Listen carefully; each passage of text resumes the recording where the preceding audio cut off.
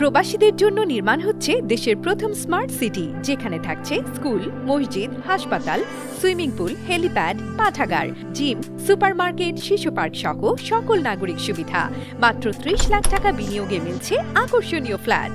Platinum ইনভেস্টরদের জন্য ঢাকা বিমানবন্দরে ভিআইপি প্রোটোকল সুবিধা।